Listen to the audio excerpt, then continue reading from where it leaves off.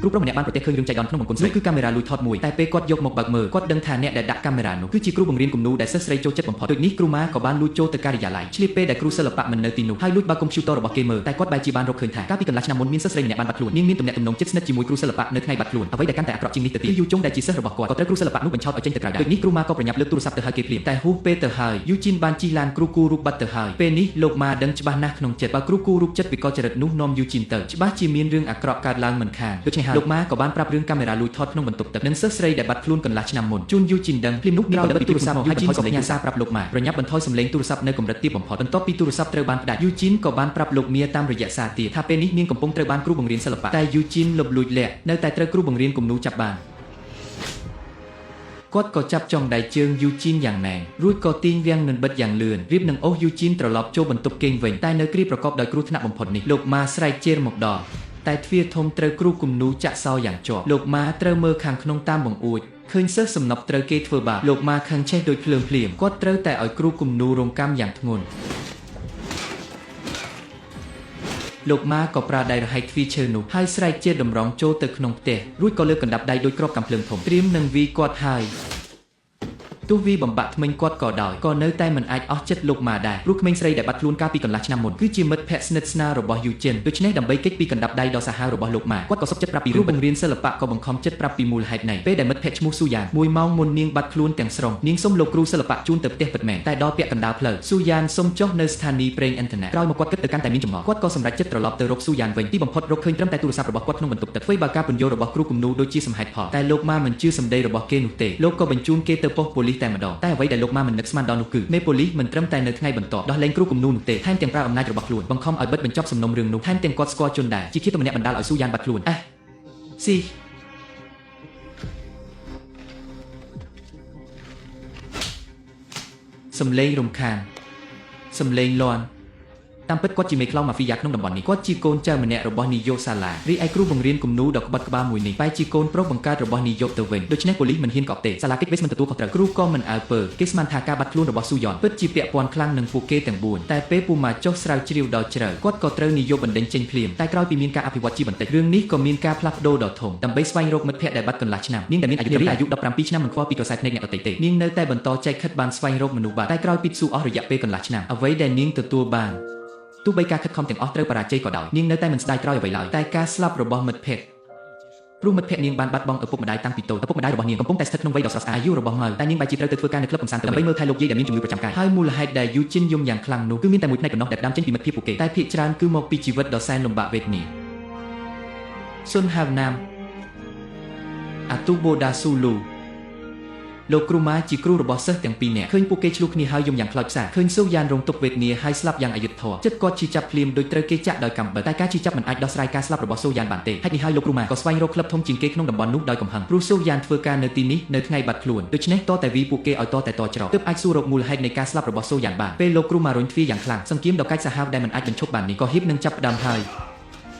ក្រុមជំនាញមិនដឹងថារាល់ការវារបស់ពួកគេលោកម៉ាបានទូកំហឹងប្រើកណ្ដាប់ដៃដោយលោកម៉ាមានកម្ពស់1.8ម៉ែត្រនិងទម្ងន់ធ្ងន់ណាស់រាល់ការវាចេញរបស់គាត់គឺអាចបង្កគ្រោះថ្នាក់ដល់ជីវិតចុងក្រោយមេក្រុមជនពាបានព្យាយាមលួចវាប្រហារតែត្រូវលោកម៉ាវីមួយកណ្ដាប់ដៃចំចង្កេះបន្ទាប់មកគាត់ប្រើកណ្ដាប់ដៃដ៏ធ្ងន់វាប៉ះក្បាលរបស់វាថ្នម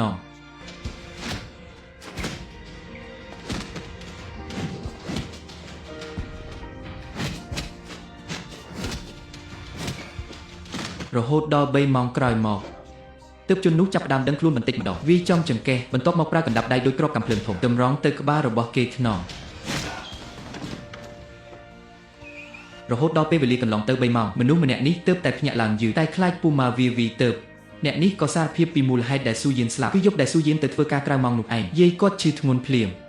ទើបស៊ូយៀនលួចរត់ចេញពីក្លឹបតែពេលដែលគាត់រកស៊ូយៀនឃើញវិញក៏ឃើញមនុស្សម្នាក់ស្លៀកឈុតខ្មៅកំពុងខ្ទប់មាត់ច្រមុះស៊ូយៀនឯស៊ូយៀនហាក់ដូចជាដាច់ខ្យល់ទៅហើយពេលជនស្លៀកខ្មៅងើបមុខទើបដឹងថាគាត់ជាគ្រូគំនូររបស់ស៊ូយៀនថែមទាំងជាកូនប្រុសបង្កើតរបស់នាយកសាលាទៀតផងដើម្បីកុំឲ្យរឿងនេះបែកធ្លាយមេក្មេងទំនើងដែលជាកូនចៅរបស់នាយកសាលាក៏បានជួយដោះស្រាយរឿងនេះជំនួសតែអ្វីដែលគ្មាននរណាស្មានដល់នោះគឺនាយកសាលាបែរជាវីកូនប្រុសបង្កើតរបស់ខ្លួនយ៉ាងខ្លាំងទៅវិញព្រោះថ្មីនេះគាត់ចុះឈ្មោះចូលឈ្មោះជាអភិបាលក្រុងបើគេដឹងរឿងអាស្រូវនេះការបោះឆ្នោតអភិបាលនឹងបរាជ័យជាមិនខានពេលពួកគេត្រៀមរៀបចំលាក់បំបត្តិសាកសពស្រាប់តែឃើញស៊ូយ៉នភ្ញាក់ដឹងខ្លួនវិញដើម្បីកុំឲ្យគេដឹងនាយកសាលាបានចាប់យកថង់ផ្លាស្ទិកភ្លាមធ្វើត្បិតតែស៊ូយ៉នអង្គប្រកយ៉ាងខ្លាំងថាខ្លួនមានប្តីឈឺនៅផ្ទះនាងស្បោកថានឹងមិនប្រាប់អ្នកណាទេនាយកសាលានៅតែយកថង់ផ្លាស្ទិកពាក់លើក្បាលនាងដដែលបន្ទាប់មកនៅចំពោះមុខកូនប្រុសបង្កើតរបស់ខ្លួនស៊ូយ៉ានដែលរងទុក្ខវេទនាត្រូវគេច្រកសម្លាប់ទាំងរស់ ពេលពូម៉ាដឹងថាគៀបក៏ជានាយកសាលាវិកលចរិតឪពុកនិងកូនទាំងពីរនាក់ពួកគេស្មានថាយូចិនក៏ប្រឈមនឹងគ្រោះថ្នាក់ដល់ជីវិតដែរដោយសារគ្រូបង្រៀនសិល្បៈមានបំណងអាក្រក់លើគឺមានបំណងមិនល្អបន្ទាប់មកគ្រូក៏នាំយូចិនទៅដល់ផ្ទះទោះនាងខំស្រែកហៅគេជួយក៏គ្មានអ្នកណាដែរតែដើម្បីរកឱកាសគេចខ្លួនបន្តិចបន្តួចយូចិនក៏ឆ្លៀតលាក់ខ្លួននៅក្រោមតុសង្ឃឹមថានឹងមានបាទសួស្តីបងប្អូនថ្ងៃនេះគឺយើងមកធ្វើ promotion បងប្អូនសម្រាប់ motor កាត់ស្មៅអាខ្នាតធំរបស់យើងគឺយើងលក់ប្រហើយ stock បងប្អូនអញ្ចឹងតម្លៃ$120គឺយើងចុះសល់តែ$90ជាងប៉ុណ្ណោះបងប្អូនលើសពី promotion នេះទៀតគឺយើងបន្ថែមជូនជាមួយនឹងថ្មមួយគ្រាប់បន្ថែមសម្រាប់បងប្អូនយកទៅប្រើគ្រប់តម្រូវការបងប្អូនដូច្នេះនៅក្នុងឈុតបងប្អូនទទួលបានថ្មរហូតដល់3គ្រាប់បងប្អូន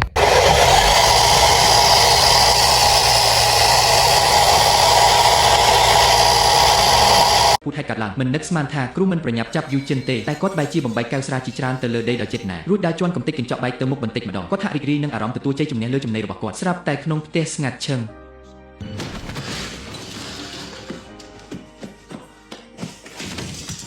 มาชูเพื่อสำเลงยูเจนเปยูเจนเจ็ดสันหลอบมาชูวีเซาทวีปีจวนดอยไดเตเคยยูจินระบุเป็นคลูนดอยกันเจาะมาชูประยับจุยบัดเชียมใต้มันนึกสมานทางครูใบจีการกำบัดได้จะจ้องจำแก้ระบบมาชูแต่มาดองนี่เฟอร์เอามาชูข้างหลังเชลขยมนึงเฟอร์เอาเนี่ยซ่องดำลายไคลเวนมาชูเลิกกันดับใดทมโดยกรอบใบวิจอมจุ่มในซอยอัศระสรางมาชูมันเอาเนี่ยสลับสรูเตรูเตอร์เฟอร์เอาเนี่ยสกอร์การชิจับในกันดับใด